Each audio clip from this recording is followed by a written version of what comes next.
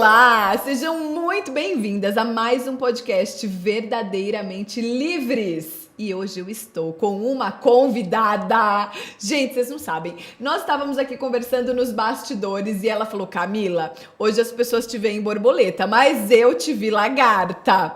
Eu te vi lá no começo, na planta. E é verdade, gente. Eu estou com a Muriele Brito.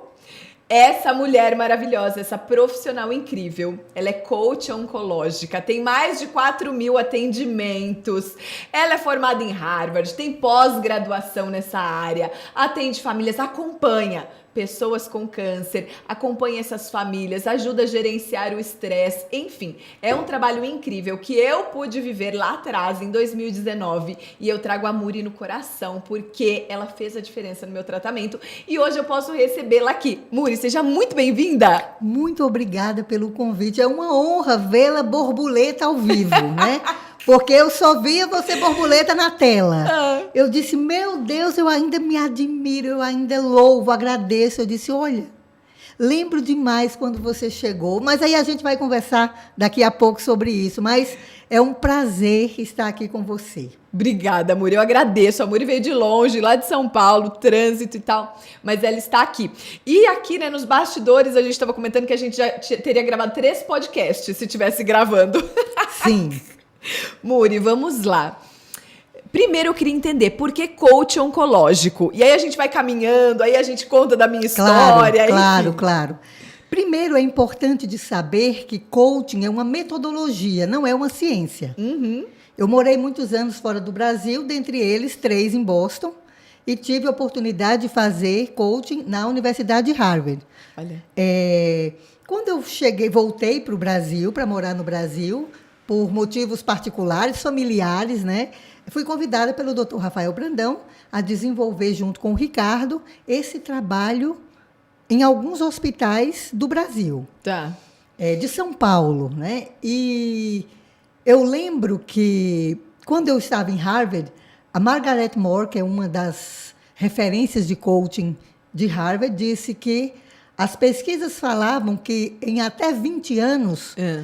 todas as áreas adotariam a metodologia. Tá. Por quê? Porque é focado em atingimento de meta. Sim. E essa metodologia que vem do mundo business, chega à saúde aí por volta dos anos 2000, com a medicina do estilo de vida, na Califórnia, onde se viu que 80% das doenças que não são transmitidas por genética, elas poderiam ser diminuídas, dentre elas o câncer, ou evitadas com um estilo de vida saudável. Tá. E aí, a saúde adota essa metodologia para trabalhar comportamento, mudança de hábito. Tá. E chega a oncologia na Fundação do Câncer em Ottawa, no Canadá, por volta de 2007, porque se viu que uma doença crônica como o câncer não afeta só a saúde, mas afeta finanças, relacionamentos, carreira, Sim. rotina, Sim. trabalho. Então, da parte da saúde, graças a Deus, a ciência não para de avançar. Sim. Mas e da porta do hospital para fora? E da porta da clínica para fora? Sim, dentro das casas. Então, o coach oncológico, ele vem dar esse suporte ao paciente, não é sobre o câncer, é sobre o que eu vou fazer com ele. Quão melhor eu autogerencio tudo isso, menos estresse eu vou ter e mais qualidade de vida eu vou ter. Gente, olha só, né? Ela tá falando, não é sobre o câncer, é o que eu faço com ele. E aqui nos bastidores a gente tava conversando sobre isso. E eu falei, Muri, na minha lembrança, e eu conto nas redes sociais, eu conto nas palestras, que eu gerenciei muito bem o câncer. Eu falei, é verdade? É uma visão distorcida? E ela falou, não, gerenciou. Não foi, Muri? Foi muito bem. Você disse uma frase que eu vivo repetindo nas minhas lives. O câncer resolveu todos os meus problemas. Eu disse, mas como assim? Foi. Muri, o câncer resolveu todos os meus problemas depois que tinha passado, né? Porque você tinha outros anseios, desejos de voar, mas tinha o valor da segurança com o seu trabalho no tribunal. Sim. E pegou esse evento de um diagnóstico.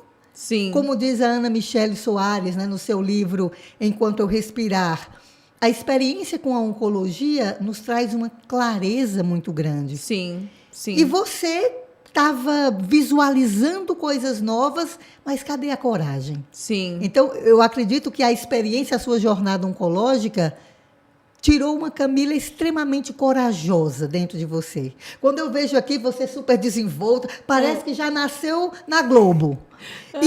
Mas era tímida. Era lagarta, ela hoje é borboleta. É borboleta. Gente, olha só, né? E aí eu fiquei feliz que ela falou, não, era isso mesmo, porque eu conto pra todo mundo, gente, eu gerenciei bem, eu me comportei bem, eu cuidei do meu emocional, Deus foi fundamental, Ele sustentou, Ele suportou e Ele me manteve super equilibrada durante o câncer. E eu me lembro, Muri, eu não sei se você vai lembrar, mas eu me lembro que um dia me perguntaram, eu não sei se eu comentei com você sobre isso, quando terminou o tratamento, Camila, qual é o seu maior medo? Não, durante o tratamento, qual é o seu maior medo? E eu falei de voltar a ser a Camila que eu era antes do câncer. Gente, o meu medo não era morrer, porque eu Até tinha muito claro, foi, né? nunca foi. Eu tinha muito claro que eu não ia morrer, que Deus tinha algo a mais pra mim, que aquilo era uma porta pra algo que eu ainda não tinha enxergado, né? Que aquilo representava o novo mesmo na minha vida, que aquilo era um passaporte pra tudo que eu precisava resolver e que eu não tinha coragem. Eu peguei o câncer com isso. E conclusão, quando as pessoas me perguntaram, ei, qual é o medo que você tem? Não era o medo da morte, porque eu sabia que aquilo era pro novo, era pra bênção, não era pra maldição. Não era um medo, gente, de, ei, quando passar isso, que eu estou vivendo aqui, que está me dando a oportunidade de eu enxergar uma nova Camila, de eu caminhar de uma forma diferente, de eu tomar decisões diferentes. Daqui um tempo, daqui um ano, daqui 5 anos, eu vou voltar a ser essa Camila? Porque somos seres de hábitos, né, Muri? Sim. E eu acho que... Eu sempre falo que eventos externos, bons e ruins, que chegam na nossa vida, nos tiram do piloto automático e nos colocam para pensar. Sim. Por exemplo, uma pandemia. Sim. Um diagnóstico, o nascimento de um filho, sim, um casamento, um divórcio. Um divórcio, sim. Então, eventos de fora que chegam até a nossa vida nos tira do piloto automático. E uma doença estigmatizante como o câncer, sim, até hoje, apesar dos eventos da ciência, por que o câncer assusta tanto? Porque nos lembra da finitude. Parece que nós éramos imortais. Sim. E lembrar da finitude é insuportável para uma cultura negacionista como a nossa. Sim. E o doutor Rafael Brandão, ele diz uma coisa interessante. Ele diz que a gente sabe da nossa finitude, sim, mas receber um diagnóstico parece que coloca uma pedrinha no nosso, sim, sapato que nos lembra. E lidar com essa lembrança é sofrido. Sim. Mas lidar com essa lembrança é transformador, exato, porque a qualidade do hoje se torna muito melhor. Sim. E eu nunca tive um diagnóstico, mas o câncer sempre esteve muito perto de mim, pela família do meu pai. Eu acompanhei um dos meus irmãos que teve câncer de pulmão porque foi tabagista. Mas eu sofri um acidente quando eu tinha 17 anos, que a minha mãe morreu nesse acidente. Sim. E ali, muito cedo, eu descobri que a finitude está perto. Eu sempre mostro aqui, ó, essa cicatriz aqui é o que me lembra, desde cedo, que vamos viver. Sim. Isso aqui, ninguém só morre de doença. Sim. É qualquer tempo. Essa semana mesmo a gente teve um evento muito triste, né, com os jovens de Pelota. Sim. Todos tinham câncer. Não. A pessoa ter câncer não quer dizer que ela vá primeiro do que ninguém. Pois é, um acidente, você lembrou agora ali conversando da Marília Mendonça. Imagina. Então, lidar com essa finitude, é claro que tem um susto. Sim. Você falando que tinha medo de ser a Camila que era, de voltar a ser, mas assim, eu vi você passando como um funil, eu tenho sempre essa imagem.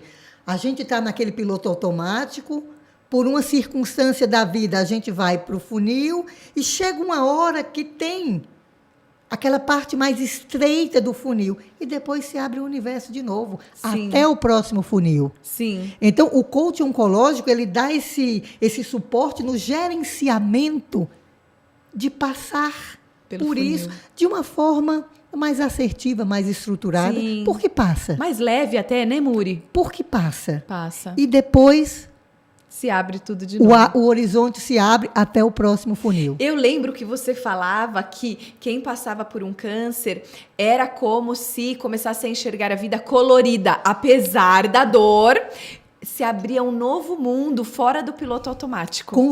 Como uma paciente muito querida que eu atendi, ela disse, o câncer de mama me trouxe um óculos cor-de-rosa. Ah lá.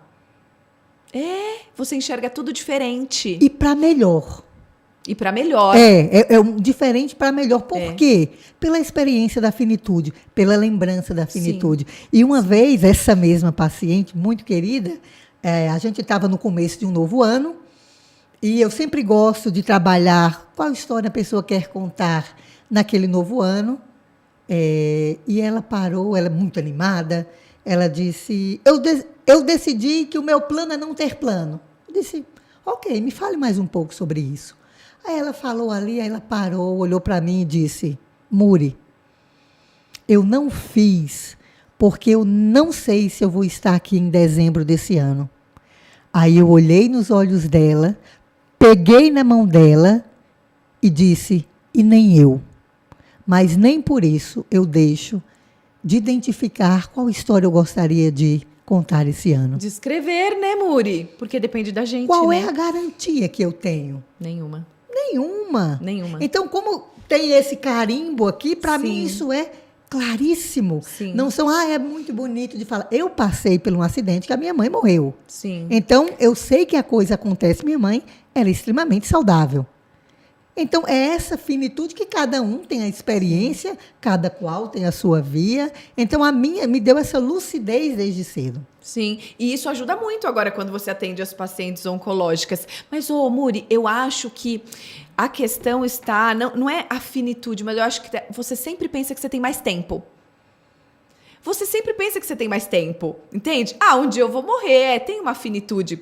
Mas, eu tenho 40 anos, com 80, a gente sempre pensa que tem tempo. Eu tenho tempo para ver o meu filho crescer, eu tenho tempo para ajustar o meu casamento. É como se, eu faço amanhã. Eu faço amanhã porque eu tenho tempo. Mas não é real. Talvez não seja real, entende?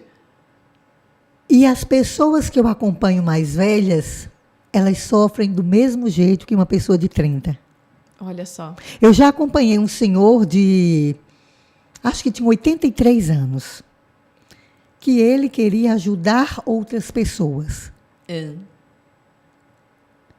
Através da experiência dele. Ele disse, mas meu neto só tem 17 anos, eu quero ver ele casando. Sim. Então, porque quando se tem 30, 40, 45, se pensa em 80, mas quando se pensa, se chega em 70, se tem 80... Sim. Ninguém diz assim, mas eu já vivi bastante. Sim. É óbvio que tem. Aqui eu estou falando das experiências que eu tive, principalmente no mundo oncológico. Sim. Cada um tem o seu sofrimento. Sim. Porque a doença é estigmatizante. Sim. Mas as pessoas mais velhas, elas também sofrem. Né? Porque os mais jovens dizem assim, não, mas só tem 40, mas só tem 80. Sim, tem tanta coisa ainda Tem gente pra que viver. morre com 95. Eu até conheço um que foi com 101. Por que ele com 82, com 83? Sim, 20 anos Tá a menos. novo. Tá novo, poderia viver mais 20. Mas eu acho também. O câncer é uma doença que assusta, né? Estigmatizado, como você falou, assusta. E assim, a gente vê diariamente muita gente morrendo de câncer, sofrendo de câncer. Você acabou de me contar uma história, né? De um menino com 20 e poucos anos. Enfim. Mas qual é a questão, Muri? É que independente do problema, você vai viver de acordo com a forma como você olhar para esse problema, como você gerenciar esse problema, independente de ser um câncer ou ser qualquer outra doença ou qualquer outra coisa, né? Um divórcio, uma falência, qualquer outra coisa. E no fundo não é o que acontece com a gente, o que a gente vai fazer com o que acontece com a gente.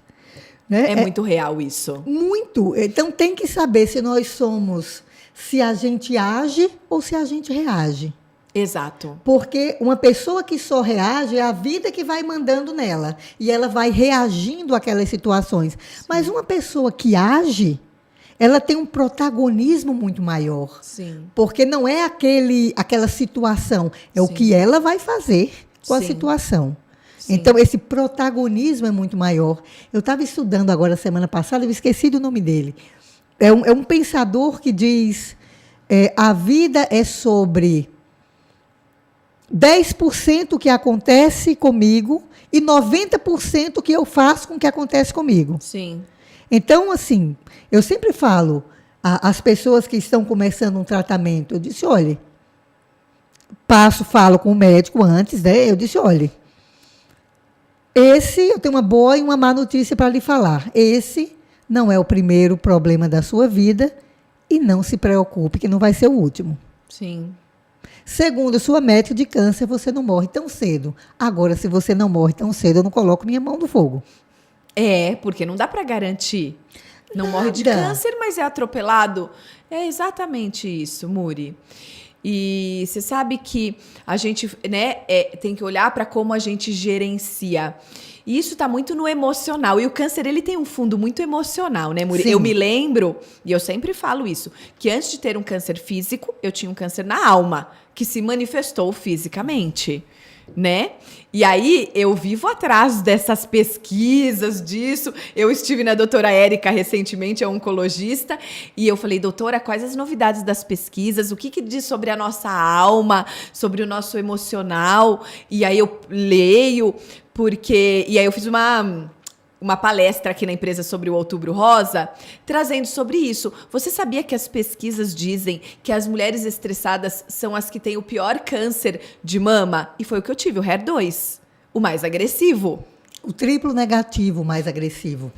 Então, mas na época, Muri, o doutor falou, Era agressivo, era né? agressivo na época. Ele ainda explicou, olha, Camila, antigamente não tinha nem tratamento. Se você fosse diagnosticada com esse câncer, possivelmente morreria. Sim. Hoje é o melhor tratamento que existe, mas ele não deixa de ser agressivo.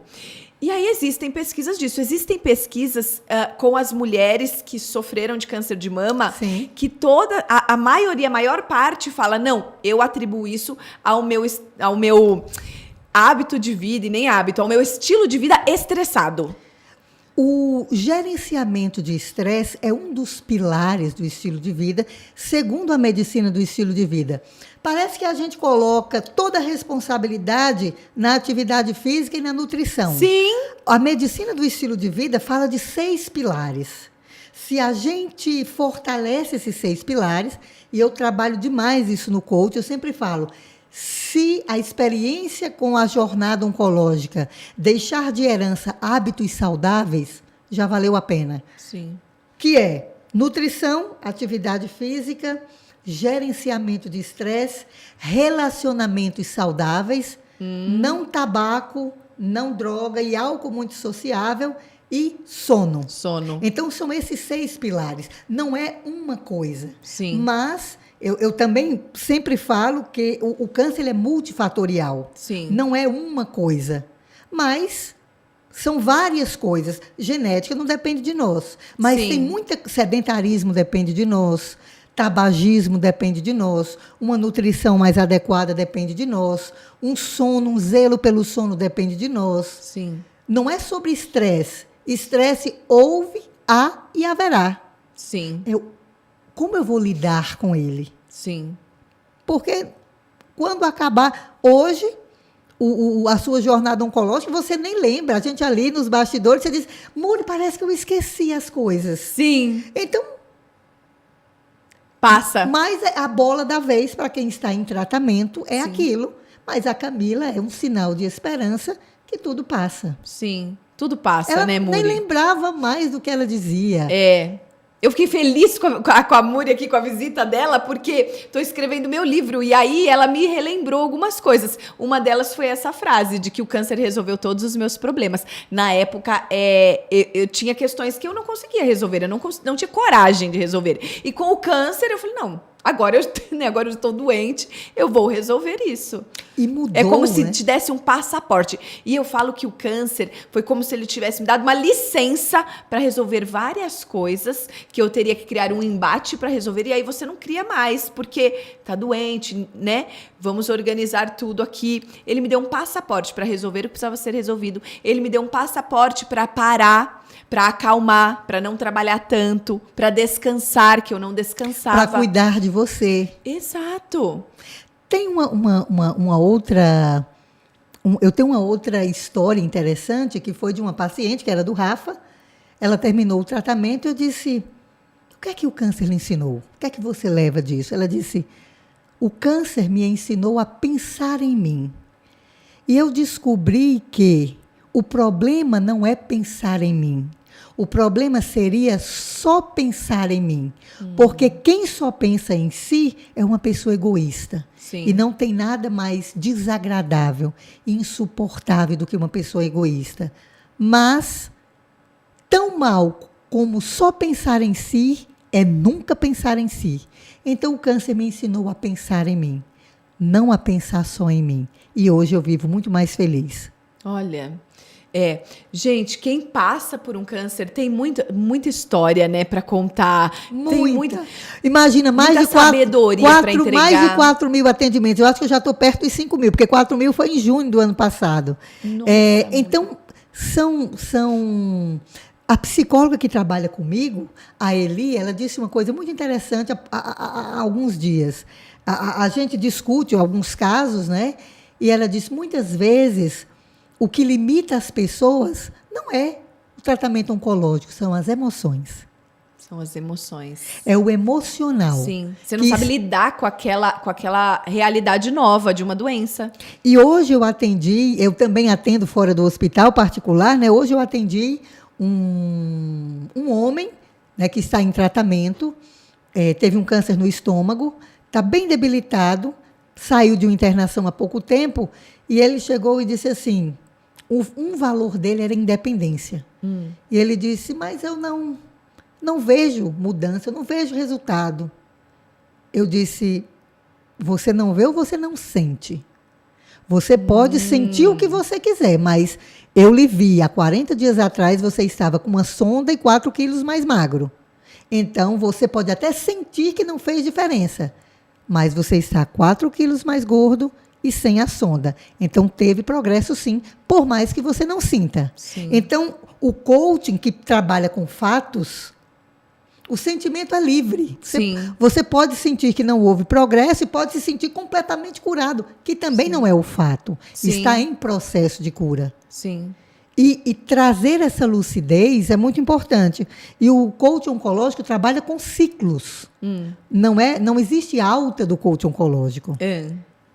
Porque não trabalha diretamente essa relação saúde-doença. Sim. Trabalha a vida. Por mais que esteja nesse cenário. Sim. Mas o coach oncológico tem benefícios secundários.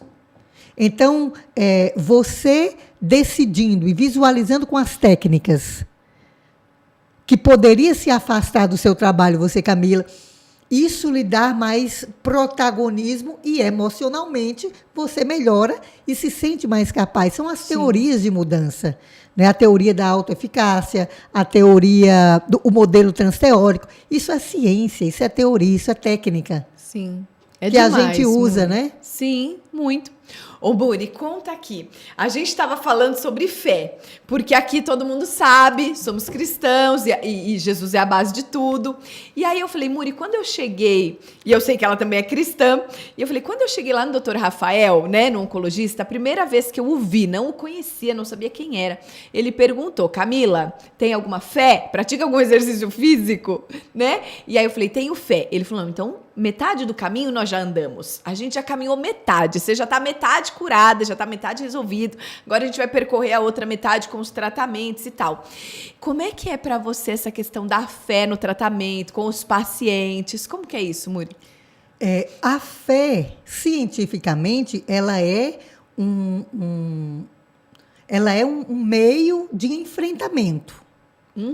Sim. Não é? Então, tem melhores resultados principalmente com a depressão, com mais resiliência. A fé, quem tem uma fé praticante, os estudos falam que tende a ser uma pessoa mais resiliente. Porém, a fé pode atrapalhar. Quando? Eu estudei isso quando eu fiz a pós-graduação em psico-oncologia. Quando a fé me leva a um negacionismo. Tá. Então, Jesus, uma doença é um castigo. Mas onde é que está escrito que Deus castiga? Sim. Em qual parte da Bíblia? Deus castigou fulano. Provou. Prova. Não castigo. Então, a pessoa se sente preterida, culpada. Deus está me castigando. Culpada. O que eu fiz para Deus estar me castigando? E como diz uma grande amiga minha que é missionária católica, Sueli Façanha, que teve câncer de mama, da comunidade Shalom, ela disse, eu fiz uma pergunta para ela numa live, se Deus é bom, por que o câncer? Ela disse, primeira coisa, é importante a gente entender que Deus faz parte da solução e não do problema. Sempre. Então, a fé, ela é uma ótima estratégia de enfrentamento, cientificamente falando, porém, a fé pode atrapalhar quando a pessoa coloca na cabeça que Deus vai curar, que Jesus vai curar, ela não precisa tomar os remédios. Sim. Então, e aí ela abandona o tratamento. Ou se sente culpada, mas isso é a minoria. Né? A fé é, sim, uma ferramenta, um instrumento de enfrentamento. Eu tive uma experiência maravilhosa agora, nesse último mês, com uma família, o filho de 23 anos, com uma doença terminal, e a mãe era ali. Ela tinha clareza que a última palavra era de Deus. Ela tinha clareza, mas não negava a gravidade da situação. Entendia como eu nunca vi. Uma fé, porque ela sabia que Jesus poderia curar o filho dela. Sim. Se não curasse, é porque não era essa cura. Sim. Não era isso que Deus tinha para ele. Que não negava a gravidade e a terminalidade dele. Tá. De uma muito edificante. Uma fé de estar de pé aos pés da cruz. Que lindo. Que lindo. Muri, você comentou comigo que na época da Páscoa você fez ali uma postagem. Fiz. De que quando a pessoa morre de câncer, você não pode atribuir essa morte ao câncer, que ninguém morre de câncer, mas que as pessoas morrem porque chegou o tempo, porque tem essa finitude da vida que ela é determinada por Deus, não é isso? Sim. Foi na Semana Santa do ano passado, na Sexta-feira Santa, eu gosto de fazer minhas reflexões em cima da palavra daquele dia. E eu estava lendo ali aquele evangelho que fala da morte de Jesus e me veio eu não sou disso, me veio uma inspiração, eu digo, eu vou escrever.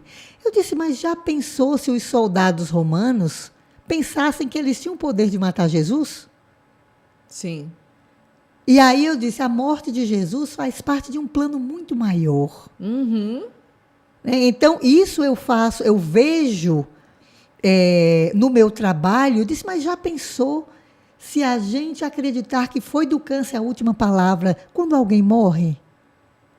Eu disse, nunca vai ser. É como se o mal tivesse poder e não tem. Não, nós morremos porque Deus nos criou finitos. E essa finitude chegará. Por uma doença, por um acidente, pela velhice, pela idade. Deus nos criou finitos e a finitude chegará. Essa semana a gente viu os jovens de Pelota de 17 anos. Todos morreram, menos um. Sim. Então eu tenho plena... Eu acredito nisso. Meu pai faleceu, eu tinha 15 anos, de câncer de pulmão, tabagista. Fumou a vida toda. 2 anos depois, minha mãe faleceu desse acidente, completamente saudável. Então, nunca vai ser do câncer a última palavra, porque a nossa finitude faz parte de um plano muito maior. Muito maior do que nós. E a Ana Michele, né, nesse livro, Enquanto Eu Respirar, ela diz que câncer não vence ninguém. Ele morre com a pessoa. Ele não fica vivo. Nunca vai ser do câncer a última palavra. Nunca vai ser do coração a última palavra. Nunca vai ser do acidente a última palavra. A última palavra será sempre de Deus, que nos criou finitos. Sim. E com propósitos, né? Exato. Sim. Então, eu acredito nisso porque o meu corpo tem essas marcas dessa finitude, não é por doença. Sim. E eu tenho, na minha história, esses 2 exemplos. O meu pai que faleceu por doença e a minha mãe que faleceu. Meu pai faleceu doente, minha mãe faleceu saudável. Olha só. Então, para mim, De isso é repente. claríssimo. Sim. Então, Deus nos quis finitos. 1 ano, 2 anos, 10 anos, 20 anos, 80 anos, 70 anos. É ele que manda. E isso faz parte de um plano muito maior. Sim. Doutora Ana Cláudia Arantes, que eu admiro muito o tratamento, a fala dela, né, o trabalho dela, uma vez perguntaram para ela, o que é a vida? Ela olhou, pensou e disse assim, a vida é essa coisa maravilhosa que acontece entre o nascer e o morrer. Faz sentido. É isso mesmo. E é como eu enfrento a vida, né? Muri, eu me lembro, durante o tratamento, que eu passei muito bem esse tratamento, e aí você confirmou aqui, né? Deus me fortaleceu. Gerenciou muito bem, muito né? bem.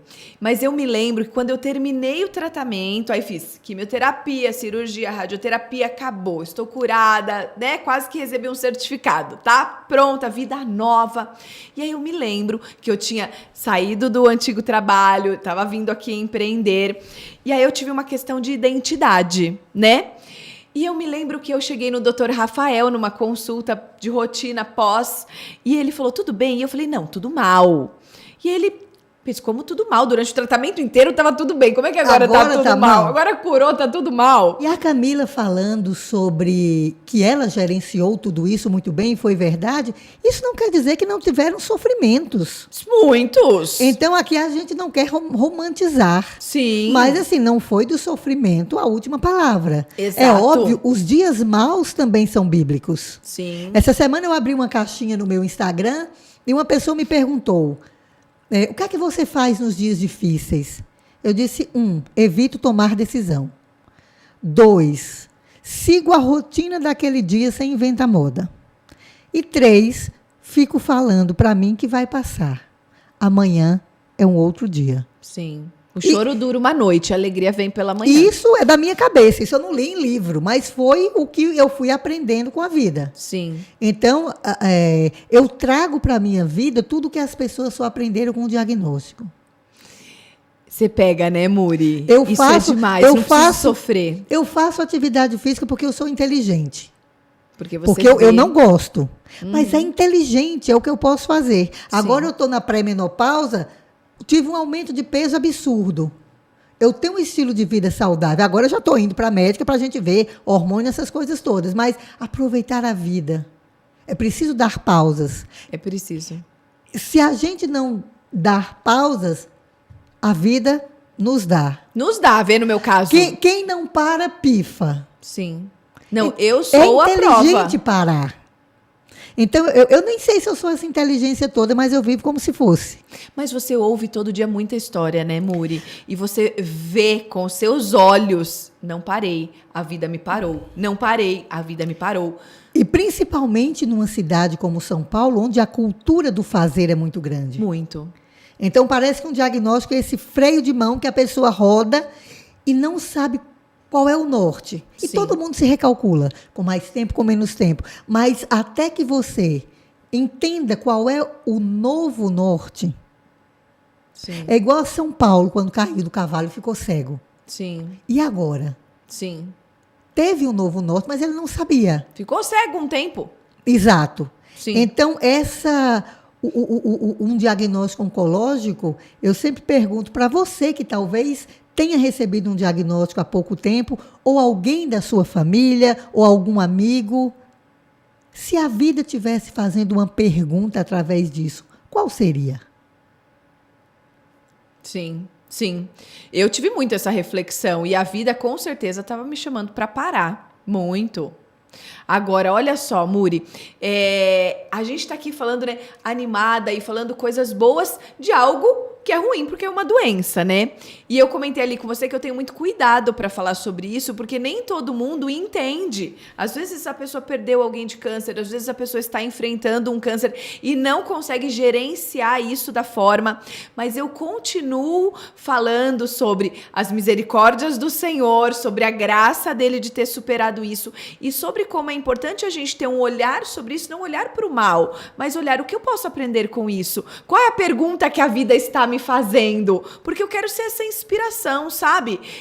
Eu tô enfrentando um câncer e eu tô aqui deprimida, achando que eu vou morrer, mas ela não enfrentou desse jeito. Por que que ela não enfrentou desse jeito, né? Ela enfrentou como, ei, a vida tá me chamando, a vida tá me trazendo algo aqui, e eu quero viver uma nova vida. A que eu vivi aqui não tá legal. A vida está me perguntando algo e qual é a resposta. Exato. É interessante ver que para o familiar, eu fui familiar, né? Eu lancei um curso para familiar de paciente, porque eu fui familiar, para o paciente tem tudo. Sim. E para o familiar não tem nada. É verdade.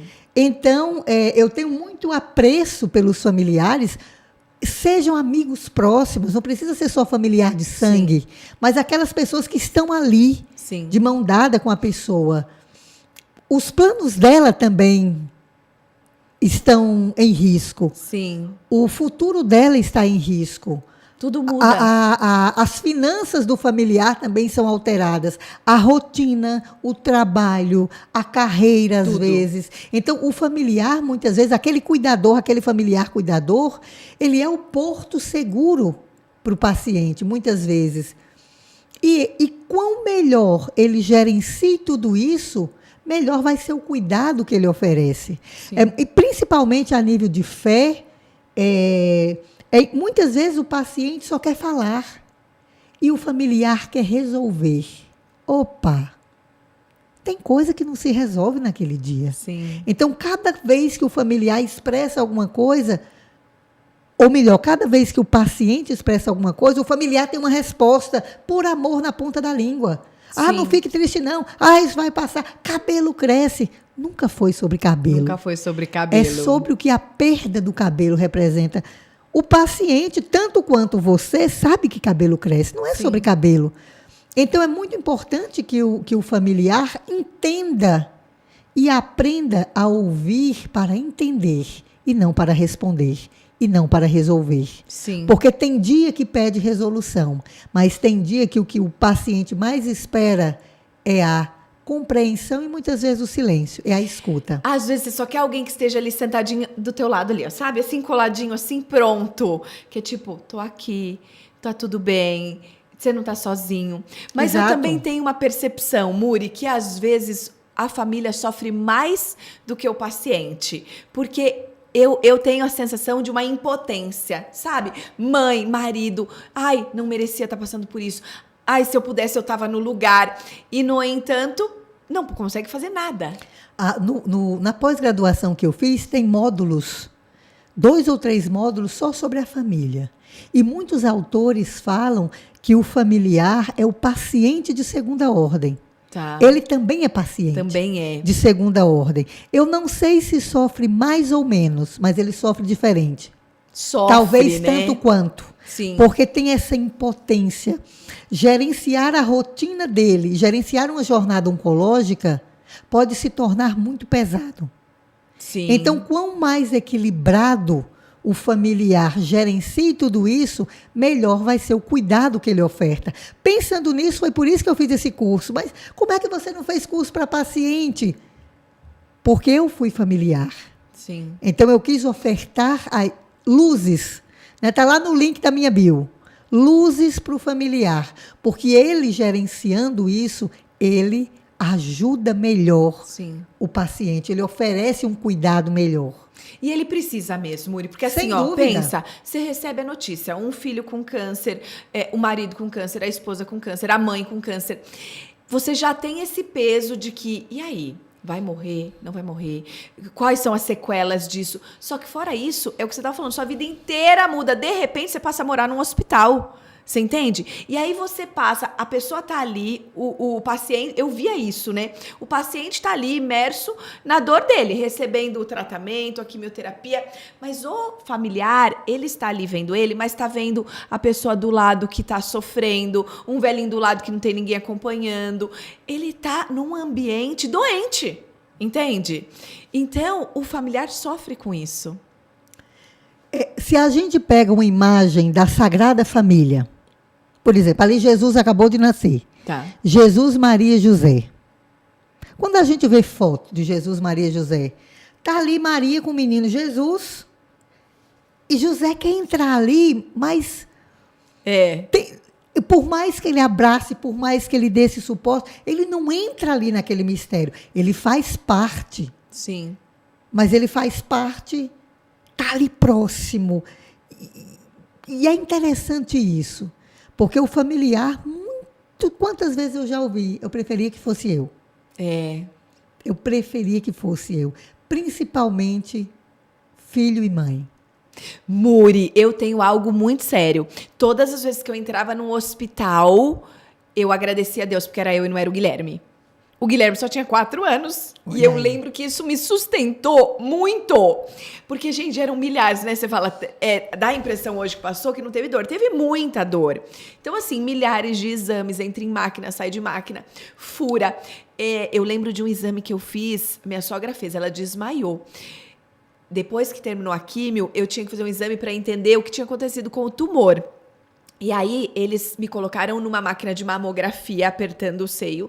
E aí, colocavam um arame de lado a lado, porque tinha que encontrar esse tumor para cirurgia. Porque era aquilo que ia guiar a cirurgia para o médico tirar aquilo de lá. Gente, é um arame. Não é, eu vou enfiar uma agulhinha, não. Um arame de um lado ao outro. A anestesia não resolve aquilo. É uma dor. Ou Física, seja, né? Física. E que repercute na emocional. No emocional. E quando Porque você é vê mais aquilo, uma, já né? é mais, É mais uma. Você entende? E aí, quando você descobre o diagnóstico, é um desespero, porque você tem que sair fazendo vários exames, porque, de repente, uma célula se desloca, pode dar metástase. É todo um desespero. E aí, fura, né? Fura daqui, fura dali, fura 10 vezes. E eu lembro que eu entrava e eu falava, obrigada. Porque sou eu e não é o Guilherme. E isso me sustentava muito. Sim, eu tô vendo o Gui passou por aqui. Passou? Tá um rapaz. Ai, tá um enorme. rapaz, o Gui era uma criança. 4 anos ele Era tinha. uma criança, imagina. E a maior especialista do mundo em coaching oncológico se chama Doris Howell. Eu tive com ela em Toronto há 2 anos. Eu fui no Canadá, eu morei em Toronto há alguns anos, e ela é enfermeira, PhD, e é hoje o maior nome de coaching oncológico do mundo, porque eu fui atrás de pesquisa. Aqui a gente tem um número de pacientes enorme. Só eu já atendi mais de 4.000. Aqui a gente tem um N, que se chama muito grande e pouca pesquisa. Tá. Lá eles têm pouca gente e muita pesquisa. Então, como é que a gente pode unir isso tudo? Sim. E ela diz que, quando se recebe um diagnóstico de câncer, é como se no palco da vida abrem-se as cortinas da incerteza, das incertezas no plural. Sim. Então, e graças à ciência, esses avanços estão cada vez maiores. Mas por que a doença é estigmatizante ainda? Circular por esse palco das incertezas é muito doloroso. Sim. É incerto. Sim. Nós que queremos certezas toda hora. Sim. Então, Exato. Esse palco de incerteza, onde a doença estigmatizante nos lembra que nós não temos controle. Mas mesmo a gente não tendo controle, não quer dizer que a gente não tenha comandos a se dar. E isso eu conto no curso, né? É uma história sobre isso. Quando eu não tenho controle de uma situação que está fora de mim, a vida pede de mim aceitação. E aceitação não é achar bom. E muitas vezes eu vejo pessoas nos atendimentos de coaching com sofrimento, mas eu não aceito isso. Eu disse, mas será que você não vir aqui fazer tratamento mudou sua dieta, começou a fazer atividade física, não seriam sinais que você aceita? Sim. Então você não aceita ou você não acha bom?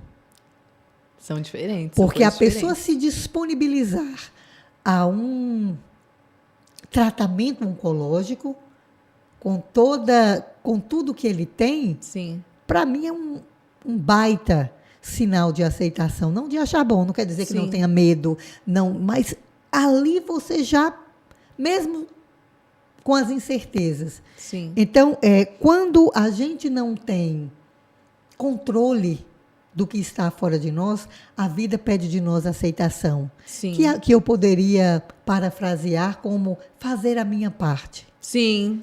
Seguir, né? Como a gente falou ali dos bastidores, a vida segue o O fluxo. fluxo. Mas eu tenho comandos a dar. Eu posso Sim. não ter o controle, mas o comando da minha vida, né, a direção da minha vida está na Sim. minha mão. E não tem câncer que tire, não tem doença que tire, não tem marido que tire, não tem esposa que tire, não tem situação que tire. O comando da nossa vida, quer queira, quer não queira, Deus nos confia Sim. no livre-arbítrio. Sim. Então, para esse comando, o comando pede de minha ação. Melhorar meu estilo de vida, Sim. cuidar da minha saúde mental, cuidar da Sim. minha saúde física, cuidar da minha saúde espiritual. Então, mesmo que eu não tenha controle, eu tenho muitos comandos, eu tenho muitas ações a dar. Ações. Sim. Para quê? Para passar por isso da melhor forma possível. Sim. E a gente tá falando que a vida segue um fluxo. Em qualquer situação existe um fluxo. Num câncer existe um fluxo, Na né? vida, Na vida existe. E aí quando você se depara ali com câncer, existe um fluxo. O meu fluxo foi, Camila, rastrear o corpo inteiro, todos os exames. Quimioterapia, cirurgia, radioterapia. Esse foi o fluxo. Agora, nesse fluxo, tem muita coisa envolvida. O meu mental. Os comandos, eu entendo muito dos comandos mentais também. Ei, a quimioterapia vai doer, o cabelo vai cair. Quando o cabelo caiu, foi a maior dor que eu tive. eu lembro. Nossa, gente, a maior dor que eu tive foi o cabelo ter caído. Mas eu tive que dar comandos mentais para, tá tudo bem, vai passar. Não precisa se desesperar, faz parte do fluxo. Então, gente, entender que sempre há um fluxo e que há comandos e ações para você tomar, não só ações físicas, como, ok, vou fazer a quimioterapia, vou fazer os exercícios, vou ajustar a minha alimentação, mas também há comandos mentais e emocionais que a gente precisa alinhar e estar muito firme nisso, né? Para passar pelos desafios da vida. Sim, pelas aflições, né? No mundo tereis Todos aflições. nós acabamos de sair de uma pandemia, parece que faz 100 anos. Parece, né, Muri? Parece que faz 100 anos. Eu peço a Deus que nunca me deixe esquecer da pandemia. Sim, mas parece que muita gente esqueceu. Pois é, então assim, coisas que nos tiraram do piloto automático, um desafio do planeta Terra. Sim. Todo mundo ali. Sim. A gente nunca viu aquilo, eu espero que nunca mais veja. Sim. Eu ia de bicicleta para o hospital, né, trabalhar. Não tinha ninguém na Avenida Paulista. Sim. Era bizarro. É. Você vê São Paulo parado, você vê Nova York parado. Meu Deus. Sim. E parece que aquilo passou. Não, opa, o que é que eu fiz com aquilo? Sim. Né? Como aquilo me construiu? Sim. Me transformou, Exato. né? Me transformou. Você pode dizer que o câncer lhe transformou. Sim. Além de resolver todos os seus problemas. Sim. Mas você virou borboleta, a vida disse, tá lagarta demais, Camila. Sim. Sim. Então, eu sempre, no coaching oncológico, o meu trabalho é fazer daquele tempo um trampolim. É. E não um poço. Sim. Porque passa. Passa, vai passar. Mas eu digo que 98% das pessoas fazem trampolim. É, né? É porque te dá um chacoalhão. Você fala, gente, o que eu vou fazer da minha vida? 2% já tinham cavado outros poços antes. Não é certo e errado. É como cada um gerencia da forma melhor possível. Sim. Não existe manual de como se comportar. Existe o protocolo médico. Sim. Mas a forma de lidar com isso, cada um constrói a sua. Qual é o certo? Raspar o cabelo ou esperar cair? Não. O coaching ajuda a que você encontre o seu certo. Não é o profissional que vai dizer o que você vai fazer. Sim. Quem diz o que a pessoa vai fazer são os especialistas de saúde com relação ao protocolo. Sim. Mas a forma de gerenciar isso não existe. Para um, raspar o cabelo é o certo. Para outro, esperar cair é o certo. Ou nunca raspar, deixar como está. É sobre como cada um, é encontrar a melhor via para cada pessoa. Sim. Nesse exemplo, né, Muri? Eu lembro que, nossa, eu comecei a ficar desesperada, que o cabelo começou a cair, mas desesperada, assim. E aí, eu estava bem, né? Deus tinha me sustentado, meu emocional ótimo. De repente, começou a dar problema. O Léo foi muito rápido. O Léo, meu marido, né? Ele falou, escuta, isso está te desequilibrando emocionalmente. Vamos raspar a cabeça? E aí acabou? E foi isso mesmo, gente. Por quê? Porque se eu deixasse cair, todo dia era assim. Era um e era um sofrimento. Né? Desprega da cabeça. E aí todos os dias era eu. Amor, mais um tufo. Aí liga pra minha mãe, tô perdendo o cabelo. Liga pro meu irmão, lembro do meu irmão um dia. E ele, calma, amor, não sei o quê. E mas que tá caindo tufos de cabelo. E aí meu marido falou, calma. Vamos raspar a cabeça? Porque aí acaba com esse sofrimento de passou a mão, caiu um tufo. Passou a mão, caiu um tufo. A gente resolve de uma vez, coloca uma peruca e pronto. A gente tem que ser rápido também no gerenciamento das crises. Porque, sabe, pronto, mas cada um tem o seu tempo. Sim. Cada um tem o seu tempo. Então, não existe esse manual. Uma vez eu ouvi de uma paciente, disse, mas cadê o manual do paciente de como gerenciar tudo isso? Eu disse, o caderno em branco está aqui. Vamos criar o hoje seu. É assim, não é nem um caderno em branco, é assim, o papel do Word está aí. O notebook está aí, para você escrever. É o seu. Então, é a vida acontecendo. Sim. E a gente vai acertando e errando, mas quando você tem alguém que alargue, como você disse, essa sua visão e traga os fatos, sim, são atalhos. Sim. Né? São atalhos porque passa. Sim. Mas assim, que passe da melhor forma. Que você não olhe para trás e diga, meu Deus, aquele ano foi o pior da minha vida. Foi o pior da sua vida porque a gente não soube lidar com tudo isso. E você falando aí, Deus me sustentou, é interessante porque a gente pode falar, Deus só faz a parte dele. Sim. Deus só faz a parte dele. Uma vez eu ouvi uma entrevista do Abílio Diniz, na CNN, com o padre Fábio de Mello. Era pós-pandemia, eu acho que aí final de 21, começo de 22, e ele perguntou ao padre, a gente escuta muito agora, pós-pandemia, as pessoas dizendo, agora eu só peço a Deus saúde e o resto a gente corre atrás. Talvez você tenha ouvido essa frase. Agora a gente só pede saúde e o resto a gente corre atrás. O que é que o senhor acha disso? Aí o padre Fábio de Mello, muito inteligente como é, sim, ele disse, eu imagino Deus no céu dizendo assim, e o que você tem feito para ter saúde? Sim. A pessoa pede a Deus saúde e faz o resto, mas é sedentário, fuma, bebe demais, sim, é estressadíssimo, não tira uma pausa. E aí Deus nos pergunta, e o que você está fazendo sim, pela sua saúde? Porque a parte dele ele sempre faz, pois né, é, Muri? então sem dúvida, né? Você tinha uma rede de apoio maravilhosa, sim, você cuidou da sua cabeça, você fez coaching, seguiu as orientações dos seus médicos, ouviu o seu coração. Sim. E viu que ela tempo de pular, fazer disso um trampolim. Então, assim, não foi... Não, você fez a sua parte. Sim. Mesmo que a gente não faça, Deus continua sustentando. Sim. O sustento de Deus não é condicional. Não é condicional. Não. Não. Ai, é lindo isso, Muri, é verdade. Se a gente fizer a nossa parte... Bonita essa frase, eu nunca tinha dito, não né? Não é condicional, nada de Deus mais é condicional. Mais uma para suas lives. Mais uma né? para as minhas lives. Eu só tenho colecionado pérolas aqui. Eu nunca tinha dito essa frase, mas realmente o sustento de Deus é incondicional. Sim. E sempre será.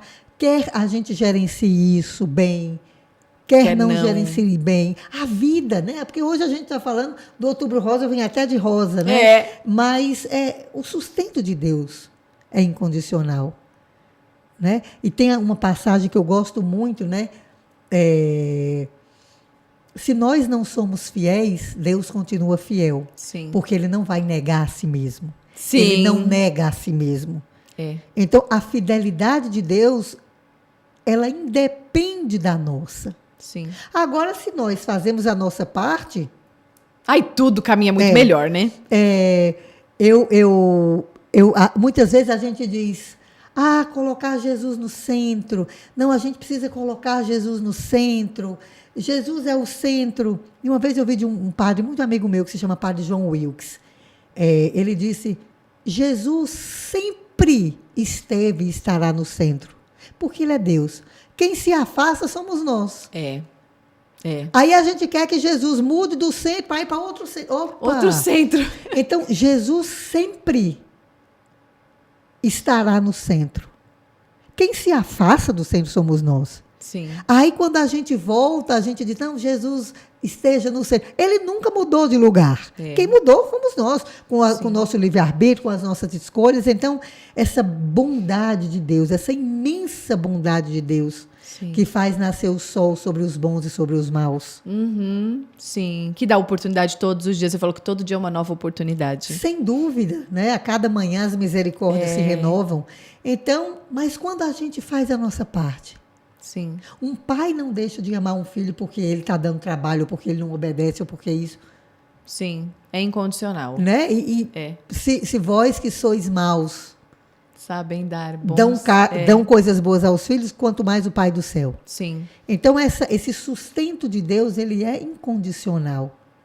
Mas quando a gente entende isso e nos colocamos em movimento, a coisa flui de uma forma muito mais inteligente, muito mais rápida. Sim, sim. A gente tem que fazer a nossa parte. Muri, eu amei. Podia ficar aqui até amanhã. Eu acho que vai ter 40 minutos. 2. 57. Opa! E fora o que a gente já gravou lá fora, né? Entre aspas, nós duas. Vem de novo, Muri? Venho, meu Deus, venho assunto com é o que todo não falta. prazer. Eu amei. Muito bom. Obrigada, viu? Obrigada Eu por que estar agradeço. aqui. Muri, tem um recado final para dar pro pessoal? Para as mulheres? Alimente sempre a sua esperança. Nunca perca a esperança. Mesmo que tudo fora diga o contrário. E como é que a gente alimenta a esperança? Fazendo memórias de outros tempos difíceis que nós vencemos. Então, não importa o que esteja aos seus olhos, a situação que esteja aos seus olhos, nunca deixe de alimentar a esperança. A Sexta-feira Santa nos lembra isso. Aos olhos, tudo estava perdido. Ele morreu. Sim. Tudo estava perdido e a gente ainda não estava no que viria. Mas no Sábado Santo é dia de fazer memória. Então, no tempo de provação, é tempo de fazer memória de tudo que Deus já nos fez, já nos livrou. Então, isso é mais um. Então, nunca deixe de alimentar a sua esperança, porque a esperança não decepciona nunca. Ai, que lindo! Eu amei. Obrigada, Muri. Obrigada. Um beijo, obrigada pelo convite, obrigada a você que está vendo esse podcast. Ô, Muri, deixa seu Instagram pro pessoal te seguir, porque pensa, quantas dicas maravilhosas, quantos, né? O Instagram, Muriele Brito, Muriele 2LZ, Muriele Brito Oficial. Lá eu converso sobre espiritualidade, converso muito sobre coaching oncológico com base científica, experiências que eu passo. Lá na bio tem um curso para familiares, muito bom, com outros profissionais, né, com médicos, com psicólogo, com a psicóloga, com um especialista em resiliência, que vai dar esse suporte, né, para o familiar. E vai ser um prazer encontrar você lá e ter você no Instagram. Ai, gente, olha só, foi lindo, né? Tô muito feliz hoje. Que bom que vocês estiveram aqui. Um beijo grande e até o próximo.